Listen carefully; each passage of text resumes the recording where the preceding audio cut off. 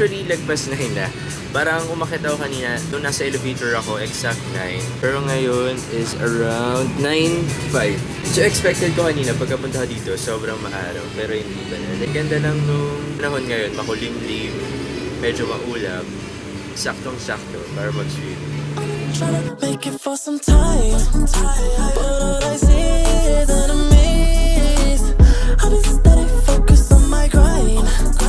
Do everything, you never leave, you never leave. I try to deny this, but it's so clear. Hindi tayo right now sa hotel na pinag-i-stayan natin. Oh my god, dami ko notif. Meron kasi tayong event na a-attendan right now. Request ako kanina na kung pwede ba ako mag-early check-in. The reason why kaya ako nag-early check-in kasi coding ako, tapos hindi ako makakapag-drive. So, iniisip ko kung mag-grab man ako, alam mo yun, mahulas ako mamaya pagkapunta ko dito. Kaya nag-request na ako agad na dito na ako agad manggagaling. So, nakapag-check-in ako around mag-4 p.m. Tapos ang event is 5 p.m. Yung ko lang prep for my skin is just a moisturizer. This is from Nature Republic, this one. So, ito yung gamit kong moisturizer. Kasi guys, mabilis siya mag-stick sa face. Tapos lang siya matuyo. Light makeup lang yung gagawin ko. Kasi mabilisan lang.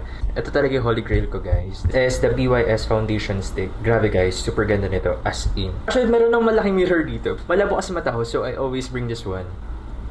So, as you can see, yan, ganyan. Always have my shaver kahit saan ako napupunta. Ang buhok ko kasi sa mukha, tumutubo na siya agad na wala pang 24 hours, makakapal na siya. Guys, alam niyo ba yung mga sponge right now is bagong laba. Every weekend kasi ako naglilinis ng mga makeup brush, sponges. Bakit pala every week? Why not every day? Every day, ang gamit ko is the BYS brush cleaner. This one is the BYS, guys, na panglinis ng mga brush. Pala ito yung favorite kong foundation stick. Alam nyo ba, nung binili ko to, I'm looking for a concealer. Yung mga stuff, what they recommend to me na gamitin as concealer is the foundation stick. So, it works as foundation and it works as concealer at the same time. I don't know if you can see some dark spot. Yan nyo guys, kung paano niya makukonceal yung iba kong dark spot ng super smooth lang. Diba? Kita nyo, wala na. Nawala. So guys, i-smudge mo lang yan para blend in sa area. Diba ang galing? Baka mabudol kayo dito. After ko maglagay ng foundation guys, yung next na ginagawa ko is mag-ayos ng kilay. This one, si Vitch, yung pangkilay na from Strokes, meron akong from Easy. Every time na nagkakalab tayo, syempre gabi yun, may flash. Pag na-capture yung image mo with flash, nauusi kasi ako pag kulay gray. Hindi siya mukhang natural. Pero guys, pag ito yung ginamit ko, kulay black talaga siya. That's why I always use this for my eyebrow. Ito lang talaga yung gamit ko guys. Guys, kung paano lang siya mukhang natural. Nakikita nyo yun, like mukha lang siya natural. For my blush guys, what I'm using is this one from Intuit. Tanggal na yung logo. Guys, gamit ko siya. So, easy to blend in. Tapos, super tagal niya mawala. Dito ko siya inumpisahan pataas, tas pababa. So, natutunan ko lang din on TikTok. Like, to make it more natural, para mas maganda tignan. Yan, natutunan nyo na rin sa akin. Contour naman, what I'm using is this one. This one, guys, is from Vicecom. Lagpas isang taon na siya, pero may laman pa din siya. So, I started with my nose. Okay, naglalaki ako dito sa taas ng mata ko. Tapos, yan, line na lang dito sa mga yan.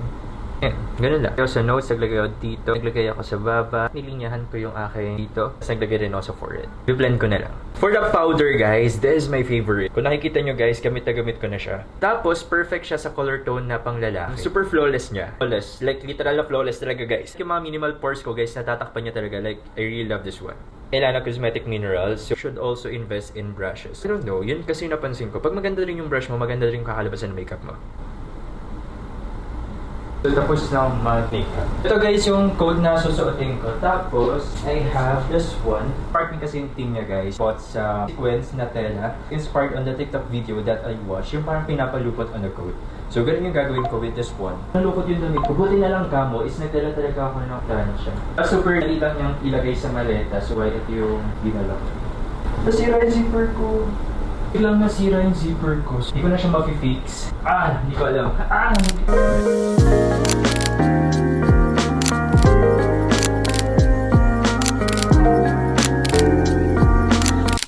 So kahawi ko lang galing event. Event pala guys, kanina, ang nangyari is sinindihan yung Christmas tree. So nakita nyo naman yung suot ko kanina. Where coat, tapos merong sequence na kulay yellow. Tapos, nagulat ako kasi after event is merong pa dinner buffet. Like, grabe guys, super nabusog ako sa dinner buffet. Kaya pag-akit ko dito sa room kanina is super sarap humiga. Actually, tomorrow will be my checkout here by 12 p.m. I have an extension, so I also book a hotel room dito. Is doon naman ako sa deluxe room nila. So, if nag-book kayo dito, alam nyo ba, super laki na natipid ko when I use my own code. So, nag-book ako through Agoda, and the code that I use with Agoda is yung mismong code ko. So, guys, kayo din, try nyo. Florence Agoda. Again, if you will book an Agoda, guys, you can use my code. And alam nyo ba, super laki ng discount. Like, 10% discount. Magtatanggal na tayo ng makeup. Kasi, ewan, nagmamay-sealer lang ako ng mukha. Pag wala akong hihilamusan, tapos kailangan ko tanggalin yung makeup ko. Kasi guys, pag nagtatanggal ako ng makeup, sabon talaga yung ginagawa. Parang mas nasanay ako dyan. Hindi ko siya advisable. Kasi nga nakakatry ang sabon sa mukha. So this is my face guys, without makeup. Fresh lang yung itsura. Guys, ang gagawin ko na is matutulog. Good night! Good night everyone!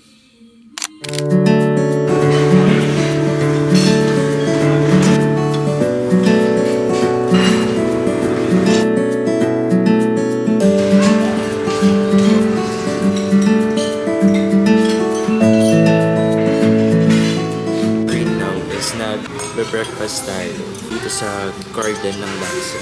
I have here right now on my plate longganisa, I have chicken, beef tapa. Naghanap kayo ng quality buffet. I think this is so perfect. Guys, ang sarap. Especially the dinner yesterday. It's super sarap, especially their seafood, their squid, like it's so perfect. Right now, kahit longganisa lang yung kinakain ko. It's super flavorful. Friday pa ako. So medyo matagal pa stay ko dito.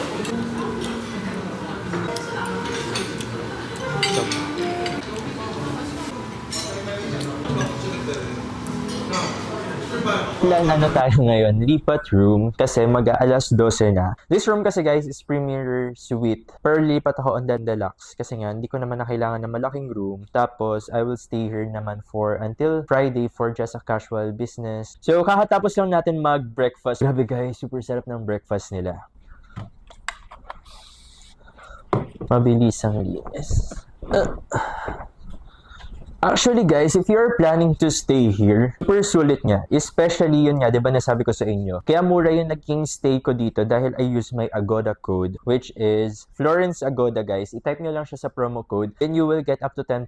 Look naman kayo guys, mag-book pa din nyo rin gamitin yung code ko, which is Florence Klook, wherein you will get naman a 5% discount. Alam niyo ba guys, super OC ako pagdating sa mga unan. Kaya rin ako siguro may dala lagi na plancha kasi bago ko umaalis, pinaplancha ko guys yung mga unan. Kasi isipin ng gulo-gulo kong matulog. Minsan naman guys, mayroong mga pillow, hindi lukutin yung unan.